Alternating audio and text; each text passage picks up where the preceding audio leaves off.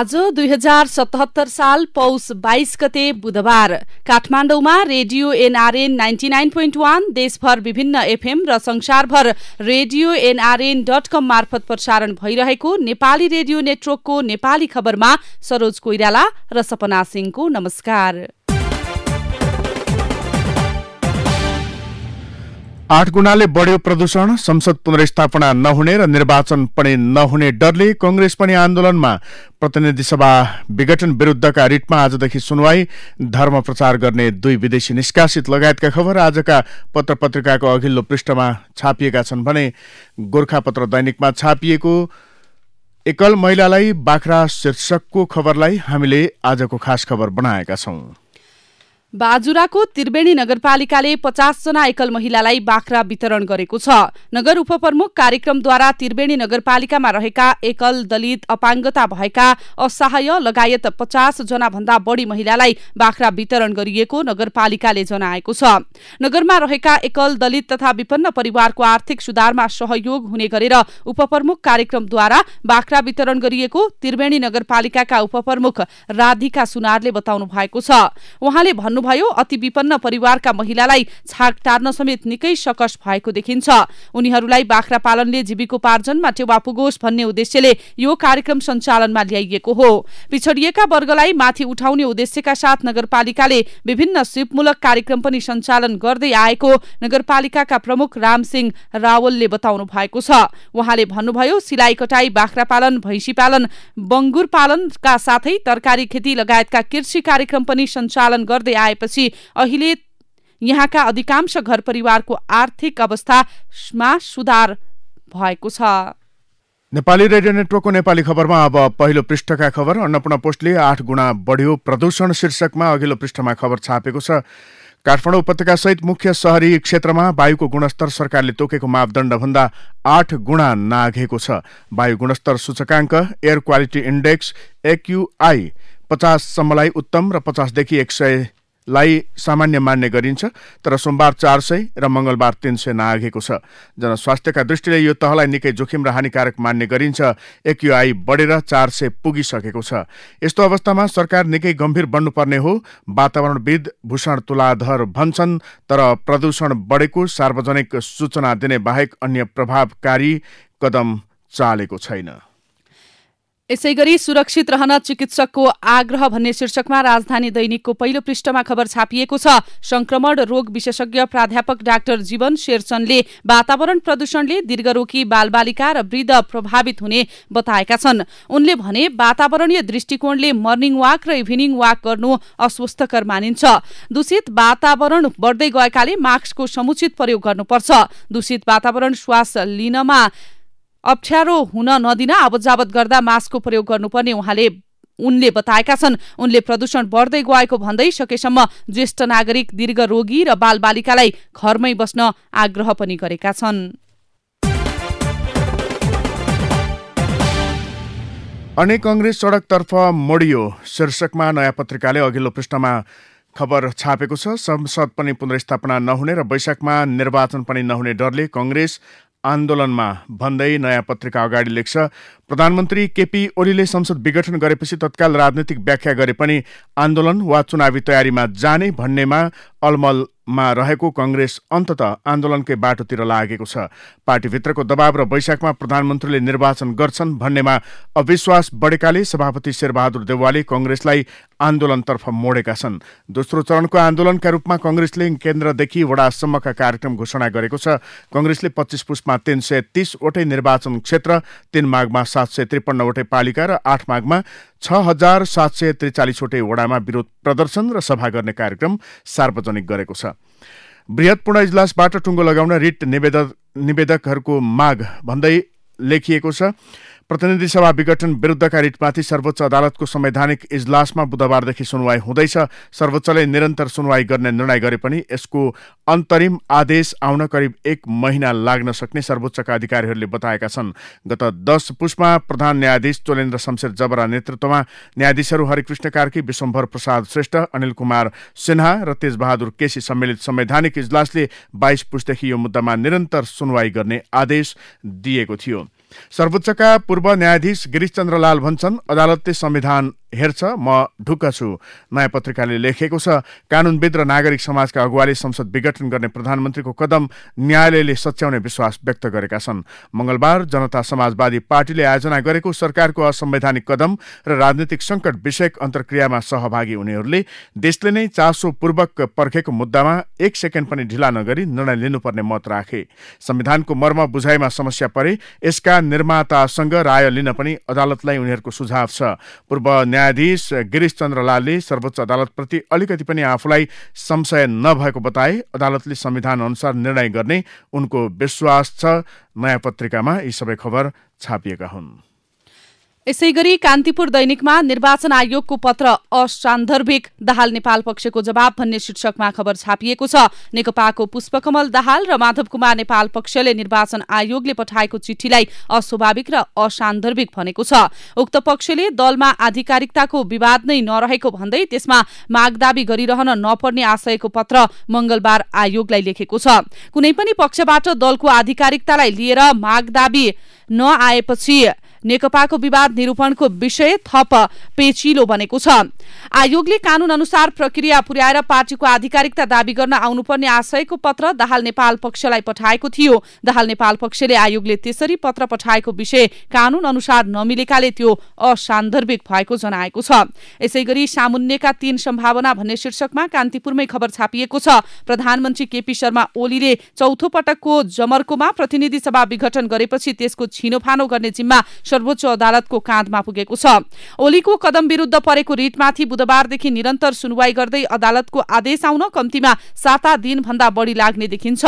सर्वोच्चले प्रतिनिधि सभा विघटन गर्ने प्रधानमन्त्री ओलीको निर्णय सदर गर्छ या गर्दैन त्यो त अनिश्चित छ, तर उनको यो निर्णयले नेपालको राजनीतिलाई अस्थिरतातर्फ धकेल्ने चाहिँ निश्चित नै छ। सर्वोच्चको निर्णय नआउँदासम्म संघर्ष, आन्दोलन, नारा जुलुस, आरोप प्रत्यारोप, वाद विवाद गरे पनि त्यसपछि भने राजनीतिक कोर्स फरक ढंगले अघि बढ्नेछ। अहिलेको परिस्थितिबाट हेर्दा सम्भावित 3 परिदृश्य सतहमा देखिन्छन्। प्रतिनिधि सभाको पुनर्स्थापना, वैशाखमा निर्वाचन वा त्यो नभए आउने संवैधानिक संकट। बढ्दो राजनीतिक र संवैधानिक संकटबीच परराष्ट्र मन्त्री प्रदीप कुमार गेवाली नेपाल भारत संयुक्त आयोगको बैठकमा सहभागी हुन अर्को साता भारत भ्रमणको तयारीमा रहेका छन्। संयुक्त आयोगको 6औं बैठकका लागि भारतले ग्रीन सिग्नल देखाएसँगै परराष्ट्र मन्त्री गेवालीको भ्रमण तय भएको हो। भ्रमणको औपचारिक मिति भने केही दिनमै हुने बताइएको छ। भारत भ्रमणका क्रममा द्विपक्षीय मुद्दाको विषय छलफल हुनेछ, जसमा नेपाल भारत बीच विवादमा रहेको कालापानी, लिपुलेक र लिम्पियाधुराको विषयमा छलफल हुने बताइएको छ। यसअघि आयोगको बैठकका लागि नेपाल तर्फबाट मंसिरको दोस्रो वा अन्तिम साता प्रस्ताव गरिएको थियो, तर नेपालले प्रस्ताव गरे पनि भारतले अन्तिम सहमति जनाएको थिएन। यसबीच नेपालमा विकसित राजनीतिक घटनाक्रमका कारण पनि भ्रमणलाई लिएर केही अन्यल बढेको थियो। सीमा विवाद समाधान प्रमुख एजेन्डा परराष्ट्र मन्त्री गेवालीको भारत भ्रमण शीर्षकमा राजधानी दैनिकमा यो खबर छापिएको हो। राजधानी दैनिकमै अर्को खबर छ, स्वदेशी उत्पादनको संरक्षण गर्न एन्टी डम्पिङ नियमावली शीर्षकमा आयातमा आधारित मुलुकको अर्थतन्त्र नियन्त्रण गर्न स्वदेशी उद्योगलाई संरक्षण एवं प्रवर्तन गर्न सरकारले सेफ गार्ड्स, एन्टी डम्पिङ तथा काउन्टर भेलिङ नियमावली ल्याएको छ। स्वदेशी उद्योगलाई कुनै हानि नोक्सानी नहुने र सहुलियत तथा अनुदान प्राप्त मालवस्तु आयात रोक्ने गरी यो नियमावली ल्याइएको हो। 2076 सालमा जारी एन्टी डम्पिङ ऐन प्रभावकारी रूपमा कार्यान्वयनमा नआएपछि गत 16 पुसमा बसेको मन्त्री परिषद बैठकले पुनः सो नियमावली स्वीकृत गरेको हो। यसैगरी गोरखापत्र दैनिकमा स्थानीय तहसम्मै पक्की सडक भन्ने शीर्षकमा खबर छापिएको छ। स्थानीय तहको केन्द्रदेखि प्रदेश राजधानीसम्म पक्की सडक सञ्जाल निर्माण गर्ने प्रक्रिया अगाडि बढेको छ। स्थानीय तहको केन्द्रदेखि 7वटै प्रदेश राजधानीसम्म सवारी साधनको आवत जावतलाई सहज गर्न र संघीय प्रणालीको प्रभावकारी कार्यान्वयन गर्न पक्की सडक सञ्जालले जोड्न लागि हो। पक्की सडक सञ्जालले जोड्ने कार्य तीव्र गतिमा अगाडि बढाइने संघीय मामिला तथा सामान्य प्रशासन मन्त्रालयले जनाएको छ। मन्त्रालयका सचिव एकनारायण अर्यालले प्रदेश राजधानीदेखि स्थानीय तहको केन्द्रसम्म पक्की सड़क सञ्जाल निर्माण भएपछि भौतिक र आर्थिक विकासका आधार तयार हुने बताउनु भएको छ।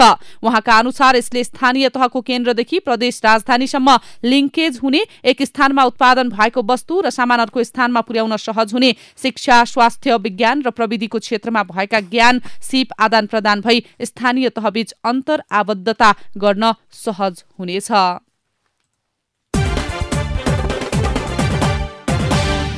विद्यार्थीलाई पढाउनु अघि मंगलबार बिहान मुगुको छायानाथ रारा नगरपालिका 2 तलितुम गाउँस्थित छाया क्षेत्र आधारभूत विद्यालयका प्रधानाध्यापक मिनबहादुर बुढाले आगो बाले। सबै विद्यार्थीलाई आगो वरिपरि बसालेपछि मात्रै पढाउन सुरु गरे। मंगलबार मात्रै होइन, केही दिन यता प्रधानाध्यापक बुढा पठन पाठन गर्नुअघि विद्यालयमा आगो बाल्ने गरिरहेका छन्। विद्यालय सुरु हुनु अघि नै उनले आगो बाल्ने तयारी गर्दै आएका छन्। हिउँ परेपछि अत्याधिक चिसो बढेको छ, विद्यार्थीलाई जोगाउन पनि आगो बाल्नु परिरहेको छ। प्रधानाध्यापक बुढाले भने आगो नबाले त हात लग्दिन्छन्, विद्यार्थीले पुस्तक समात्नै सक्दैनन्। हिमपातसँगै चिसो सिरेटो चल्न थालेपछि मंगलबार मुगुको न्यूनतम तापक्रम -5 डिग्री सेन्टिग्रेडमा झरेको थियो। आगो बालेर स्कुलमा पठन पाठन शीर्षकमा नयाँ पत्रिकाले यो खबर छापेको हो।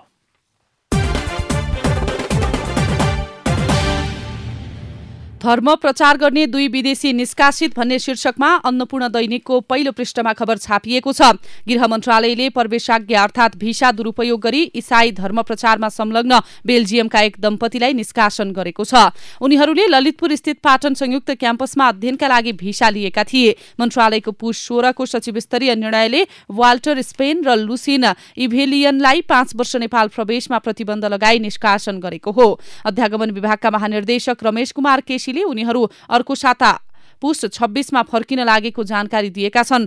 स्पेन र इभेलियन दम्पतिले हवाई टिकट लगायत आवश्यक कागजपत्र विभागमा पेश गरेका छन्। धर्म प्रचार गरेको पुष्टि भएपछि निष्कासन गर्न प्रक्रिया अघि बढाउन लाग्दा उनीहरूले अध्यागमनका कर्मचारीलाई अदालत जाने धम्की समेत दिएका थिए। नेपाली खबरमा अब भित्र पृष्ठका खबर। मंगलबारसम्म परेका कोरोना बीमा दावी मध्ये करिब 2500 वटाको प्रक्रिया नमिलेको पाइएको छ। प्रायको नाम, थर ठेगाना, परीक्षण मिति लगायत विवरण नमिलेपछि एपिडेमियोलोजी तथा रोग नियन्त्रण महाशाखाबाट फिर्ता आएको बीमा समितिले जनाएको छ। प्रमाणीकरणबाट फिर्ता भएका करिब 2500 त्यस्ता दावी छन्। बीमा समितिका कार्यकारी निर्देशक राजु रमण पौडेलले भने ती दावीबारे कोरोना बीमा दावी व्यवस्थापन उपसमितिमा निर्णय गरिनेछ। बेलायतबाट फर्केका 3 जनामा UK variant B117 corona virus भएको आशंका गरिएको छ। राष्ट्रिय जनस्वास्थ्य प्रयोगशाला NPHL-मा उनीहरूको स्वाब परीक्षण गर्दा बेलायतमा आनुवांशिक गुण परिवर्तन गरेको कोरोना भाइरसको संकेत देखिएको हो। कोरोना पोजिटिभ देखिएका उनीहरूबाट लिइएको स्वाबको नमुना परीक्षण गर्दा एस जिन नेगेटिभ देखिएपछि B117 हुन सक्ने सम्भावना बढेको हो। यसको पुष्टि गर्न सरकारले सोमबारसम्म हङकङ विश्वविद्यालयको प्रयोगशालामा नमुना पुर्याइसक्ने योजना बनाएको छ। हङकङ पठाउनका लागि सम्पूर्ण प्रक्रिया पूरा भइसक्यो। नमुना पठाउने अनुमति प्राप्त भइसकेकाले सोमबारसम्म ल्याबमा पुगिसक्छ। NPHL की निर्देशक डाक्टर रुना झाले बताउनु भएको छ। प्रतिनिधि सभा विघटन र सत्तारूढ नेपाल कम्युनिस्ट पार्टी नेकपाको विभाजनपछि सबैतिरका सरकार धर्मर भएका छन्, तर गण्डकीमा भने सत्ता र प्रतिपक्ष दुवै एकै ठाउँमा उभिएका छन्। प्रदेश सभाको मंगलबार सुरु भएको विशेष अधिवेशनमा प्रतिपक्षले प्रधानमन्त्री केपी ओलीको आलोचना गरे पनि त्यहाँको सरकारलाई कोभिड-19 र मूल्य वृद्धि नियन्त्रणमा साथ दिने प्रतिबद्धता जनाएको छ।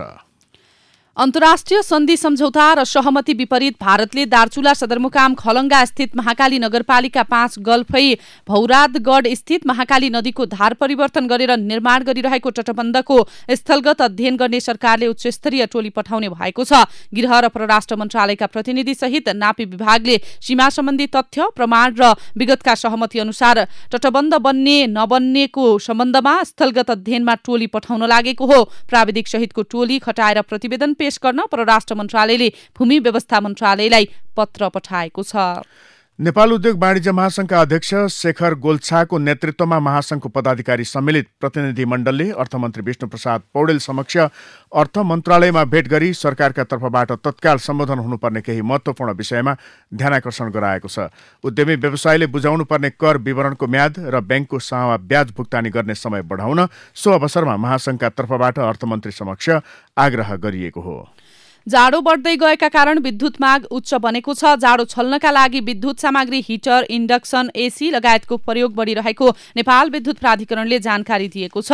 हाल मुलुकको उच्चतम माग 1500 मेगावाटको हाराहारीमा पुगेको छ। आइतबार साँझको उच्चतम माग 1466 मेगावाट रहेको प्राधिकरणका प्रवक्ता मदन तिमसिनाले बताएका छन्। मागलाई व्यवस्थापन गर्न प्राधिकरणबाट 505 मेगावाट, निजी प्रवर्धकको 300 मेगावाट र भारतबाट 625 मेगावाट आयात गरिएको उनले जानकारी दिएका छन्।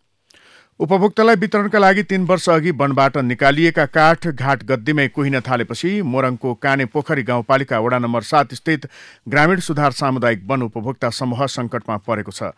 आर्थिक वर्ष 2074-75 कटान स्वीकृत लिएर निकालिएको काठ सामुदायिक वनले अझै बिक्री वितरण गर्न पाएको छैन। वनले सो वर्ष झण्डै 30,000 किबी काठ कटान गरेको थियो। अब शेयर बजार लगातार 5 दिन बढेको नेप्से सोमबारबाट करेक्सनमा देखिन थालेको छ। सोमबार नेप्से करिब 5 अङ्कले घटेको हो। कारोबार सुरु भएसँगै वृद्धिको प्रयासमा देखिएको नेप्से सफल भने हुन सकेन। नेप्से 2165 सम्म आइपुगेर बजार बन्द भएको हो। बजार बन्द भएसँगै कारोबार रकम पनि केही सुस्त भएको छ। कारोबार रकम 4 अर्ब 56 करोड रुपियाँमा सीमित भएको छ। कारोबारमा आएका मध्ये विकास बैंक, जलविद्युत र निर्जीवन बीमा कम्पनीको समूहगत परिसूचकमा मात्र वृद्धि भएको छ। अब विदेशका खबर। अमेरिकाको जर्जिया राज्यमा मंगलबार सिनेटका लागि मतदान हुँदैछ। अमेरिकी राष्ट्रपति निर्वाचित जो बाइडेनको पहिलो 2 वर्षे कार्यकालको सफलतासँग पनि यो चुनाव जोडिएकाले रिपब्लिकन र डेमोक्रेट दुवै पार्टीका लागि महत्त्वपूर्ण मानिएको छ। यस राज्यमा राष्ट्रपति र सिनेट दुवैमा रिपब्लिकन पार्टीले विगत 20 वर्षदेखि चुनाव जित्दै आएको छ। तर यसपटक जर्जिया राज्यले डेमोक्रेटिक पार्टीबाट राष्ट्रपतिका उम्मेद्वार जो बाइडेनलाई मतदान गरेको छ। अमेरिकी सिनेटको इतिहासमै जर्जियामा यसपटक रिपब्लिकन र डेमोक्रेट दुवैले सबैभन्दा बढी रकम खर्च गर्दैछन्। अब खेल र खेलाडीका खबर। नेपाल खेलकुद पत्रकार मञ्चले हरेक वर्ष आयोजना गर्ने एनएसजे पल्सर स्पोर्ट्स अवार्ड अन्तर्गतको 5 विधाको मनोनयनमा कराते र तेक्वान्डोले वर्चस्व जमाएको छ। 5 विधा पिपल्स च्वाइस, वर्ष खेलाडी महिला र पुरुष, वर्ष युवा खेलाडी र प्रशिक्षकको 25 जनामा, टेक्वान्डोबाट 5 तथा करातेबाट 4 गरी 9 जना मनोनयनमा पर्न सफल भएका छन्। यस्तै पौडीबाट 3, फुटबल, गल्फ र एथलेटिक्सबाट समान 2, भलिबल, जुडो, उसु, ट्रायथलन, भारोत्तोलन, बक्सिङ र बास्केटबलबाट समान 1 जना मनोनयनमा परेका छन्। दोहोरो मनोनयनमा करातेका मन्देकाजी श्रेष्ठ, पिपल च्वाइस र वर्ष पुरुष खेलाडी, गल्फका सुभाष तामाङ, वर्ष पुरुष खेलाडी र वर्ष युवा खेलाडी र पौडीका गौरीका सिंह, पिपल्स च्वाइस र वर्ष महिला खेलाडीमा मनोनयन भएकी छन्। अब विचार विश्लेषणको पालो। तुच्छकाली शीर्षकको सम्पादकीय विचार सबैभन्दा पहिले लिँदैछौँ। अन्नपूर्ण पोस्टको सम्पादकीय विचार हो यो। पछिल्ला दिनमा नेता कार्यकर्ताले विरोधी खेमालाई प्रयोग गरेका भाषा शैली अनुसरण गरेर सामान्य नागरिकले गाली गरेका भए गाली बेइज्जती वा विद्युतीय कारोबार ऐन आकर्षित भएर कारबाही भइसक्यो। तर सामाजिक सञ्जाल र मूलधारको सञ्चार माध्यममा समेत रङ्गिने गरी भइरहेको गुटगत आरोप प्रत्यारोपका विषयमा कोही पनि सचेत छैनन्। एकअर्कालाई शराब्दा तल्लो तहका कार्यकर्ता मात्रै होइन, प्रधानमन्त्री तथा मन्त्री भइसकेका र पार्टीको मूल नेतृत्वमा रहेका व्यक्तिले समेत न्यूनतम मानवीय संवेदना भुल्ने गरेका छन्। सहजै टिप्न सक्ने भाषाशैली नेता कार्यकर्ताले प्रयोग गरिरहेका बालबालिकाले समेत सहजै टिप्न सक्ने भाषाशैली नेता कार्यकर्ताले प्रयोग गरिरहेका छन्। नीति मध्येको मूल नीति राजनीतिका अगुवाहरूले नै उरन्ठेउलो र समाजले स्वीकार्न नसक्ने परिपाटी अँगालेपछि जनताले उनीहरूबाट के अपेक्षा गर्ने? यसैगरी कांग्रेस अहिले नजागे कहिले जाग्ने भन्ने शीर्षकमा कान्तिपुर दैनिकमा राजाराम गौतमको विचार छापिएको छ। अहिलेको कांग्रेस नेतृत्व डेट एक्सपायर भइसकेको छ। सत्तारूढ दलका शीर्ष नेताहरू बीचको सत्ता लुछाचुँडीले कम्युनिस्टहरू जति घिनलाग्दा देखिएका छन्, कांग्रेसको नेतृत्व तह पनि त्यो भन्दा भिन्न होइन। हात्ती र हात्तीछाप चप्पल भने जस्तै ओलीले अहिले जे गरे देउवाले 2059 मै गरिसकेका थिए। त्यसैले गर्दा भएको राजनीतिक दुर्घटना इतिहासमा दर्ज भइसक्यो। प्रवृत्तिगत हिसाबले ओली र देउवाबीच खासै अन्तर छैन। त्यसकारण पनि कांग्रेसले चुनाव अघि नै नेतृत्व परिवर्तनलाई आफ्नो मुख्य मुद्दा बनाउन सक्नुपर्छ। आवश्यक परे विशेष महाधिवेशन गरेरै भए पनि कांग्रेसमा पुस्ता हस्तान्तरण र रूपान्तरणका लागि पछिल्लो पुस्ताको बलियो हस्तक्षेप आवश्यक देखिन्छ। तर गणतन्त्रका लागि सडकमा आवाज बुलन्द गर्ने यो पुस्ता पनि अहिले आफ्नै राजनीतिक आग्रहको बन्दी बनेको छ। दाइहरू चिडिए राजनीतिक करियर सकिन्छ भन्ने भयग्रस्त मनोविज्ञान, पद र अवसरवादी चरित्रका कारण पार्टीभित्रका बहस विमर्शमा प्रभावी हुन सकेको छैन। शीर्षदेखि नवपुस्तासम्म आफ्नै स्वार्थ र आत्मकेन्द्रित कदममा जसरी कांग्रेस नरम देखिएको छ र विरोधको औपचारिकता मात्रै पूरा गर्दैछ, त्यसले यस्तै देखिएको छ। संसद विघटनले निम्त्याएका 3 परिदृश्य शीर्षकमा विनोद नेउपानेको विचार आजको अन्नपूर्ण पोस्टमा छापिएको छ। पहिलो परिदृश्य न्यायालयबाट विघटित प्रतिनिधि सभाको पुनर्स्थापना। संसद पुनर्स्थापना भयो भने प्रधानमन्त्रीले नैतिकताका आधारमा तत्काल राजीनामा दिनुपर्छ। नयाँ सरकार गठन हुन्छ। संसद बैठक सुरु हुने बित्तिकै राष्ट्रपति विरुद्ध महाभियोगको प्रस्ताव दर्ता हुन्छ। प्रस्ताव पारित भएपछि झलनाथ खनाल नयाँ राष्ट्रपति चुनिने सम्भावना देखिन्छ। दोस्रो परिदृश्य विघटनको मुद्दालाई अदालतले विलम्ब गरिदिने सम्भावना। ढिलो न्याय दिनु भनेको न्याय नदिनु सरह हो भन्ने मान्यताले ठाउँ पायो भने त्यो न्याय माग्न जानेलाई घात भए पनि प्रधानमन्त्रीलाई भने खेल्ने ठाउँ दिनेछ। निर्वाचन अनिश्चित बनाइदिने अदालतले विलम्ब गरिदियो भने तोकिएको वैशाखमा निर्वाचन सम्भव हुँदैन। तेस्रो परिदृश्य न्यायालय पर्खर हेरेको स्थितिमा पनि जान सक्छ। सडकको आक्रोशलाई मत्थर पार्न जेठमा गर्ने भनी चुनावको मिति सार्ने काम भए पनि असम्भव हुन्छ। यस्तो परिस्थितिमा सङ्कटकाल लागू नहुन सक्छ। चुनाव मिति मङ्सिरमा सर्दछ। मान्छेहरूले राष्ट्रपतिलाई श्रीपेच लगाइदिएका छन् भन्ने शीर्षकमा नयाँ पत्रिका डेलीले महन्त ठाकुर जनता समाजवादी पार्टीका अध्यक्षसँग अन्तर्वार्ता लिएको छ। त्यसको केही अंश यस्तो छ: प्रदेश सरकारसँग न आफ्नो आन्तरिक सुरक्षाको प्रबन्ध छ न त प्रशासन नै उसको हातमा। केन्द्रबाट पठाइदिएको पैसामा आश्रित छन्। मुख्यमन्त्रीको आफ्नो सचिवालय छैन। प्रमुख सचिवले मुख्यमन्त्रीसँग होइन आफै छुट्टी लिएर हिँड्ने अवस्था छ। भन्नका लागि त गाउँ गाउँमा सिंहदरबार पुगेको छ। सिंहदरबारले गाउँसम्म कब्जा गरेको अवस्था छ। अधिकार बालुवाटार र सिंहदरबारमा केन्द्रित गरिएको छ। प्रेसमाथि प्रहार भएको छ। शान्तिपूर्ण भेला गर्ने अधिकारमा प्रहार गरिएको छ। कसलाई छाडेको छ र सरकारले निर्वाचित भएको हुनाले लोकतान्त्रिक जस्तो चाहिँ देखिन्छ। विरोधमा पनि मानव अधिकारवादी सडकमा निस्केका थिए। अहिलेको राष्ट्रपति भण्डारीलाई मानिसले श्रीपेच लगाइदिएका छन्। वास्तवमा अझै पनि यो संस्था स्थापित भइसकेको छैन। सेरोमोनियल भूमिकामा रहेका व्यक्तित्वले सम्मान आर्जन गर्न सक्नुपर्छ, तर राष्ट्रपतिको भूमिका त्यस अनुरूपको नभएको आवाज उठिरहेको छ। यसलाई नजरअन्दाज गर्न मिल्दैन। हवस् त अहिलेको नेपाली खबर यति नै। नेपाली रेडियो नेटवर्कमा यसपछि पत्रकार ऋषि धमलाको साथमा नेपाली बहस सुन्न सक्नुहुनेछ। नेपाली रेडियो नेटवर्क सुन्दै गर्नुहोला।